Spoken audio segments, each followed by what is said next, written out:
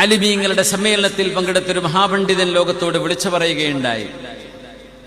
ഒരു സയന്റിസ്റ്റുകളുടെ സമ്മേളനമാണ്. അപ്പൊ അവർ പറയുന്നത്, ഒരു ഗ്ലാസ് വെള്ളമെടുത്ത് ആ വെള്ളത്തിൽ നിങ്ങൾക്ക് ഇഷ്ടമുള്ളൊരു പോസിറ്റീവ് കമന്റ് ആ വെള്ളത്തിന്റെ അരികത്ത് വെച്ച് പറയാ. ചിലർ ഐ ലവ് യു എന്ന് പറഞ്ഞു, ചിലർ വേറെന്തെങ്കിലും പറഞ്ഞു, ചിലർ പാട്ടുപാടി കൊടുത്തു. 1 മിനിറ്റിൽ താഴെ ആ വെള്ളമെടുത്ത് നേരെ ലാബിൽ കൊണ്ടുപോയി പരിശോധിക്കുമ്പോൾ വെള്ളത്തിന്റെ മോളിക്യൂളുകൾക്ക് രൂപഘടനയിൽ മാറ്റം വരുന്നുണ്ട്.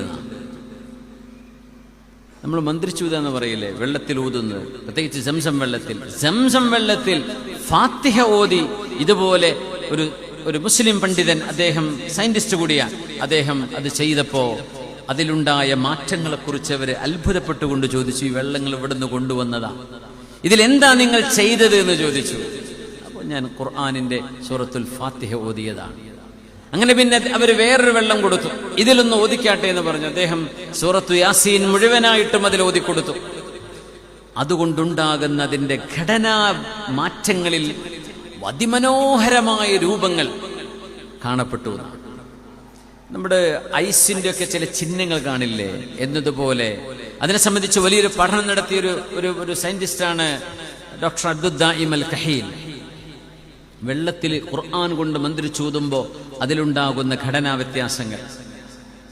അപ്പോൾ എന്താണ് വെള്ളത്തിൽ മന്ത്രിച്ചൂതി കുടിക്കണം എന്നൊക്കെ പറയുന്നത് എന്നതിൻ്റെ ചെറിയൊരു പൊരുൾ മനസ്സിലാക്കാൻ ഒരു സൂചന മാത്രം നൽകുകയാണ്.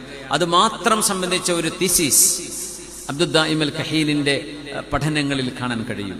ഒരുപാട് ഗവേഷണങ്ങളിലൂടെ കടന്നുപോയി ഒരു വെള്ളത്തിൽ വിശുദ്ധ ഖുർആൻ ഓതുമ്പോൾ അതിന് മാറ്റം വരുന്നുണ്ട്, അതിൽ ഷിഫാഇന്റെ കാരണം ഉണ്ടാകുന്നുണ്ട്, മനുഷ്യന്റെ ഇമ്മ്യൂണിറ്റി ബൂസ്റ്റ് ചെയ്യാൻ കഴിയുന്നുണ്ട് എന്നൊക്കെയുള്ള പഠനങ്ങൾ കഴിഞ്ഞ 2 പതിറ്റാണ്ടുകൾക്ക് മുമ്പ് വരെ അതിന്റെ പഠനങ്ങൾ ആരംഭിച്ചു കഴിഞ്ഞിട്ടുണ്ട്.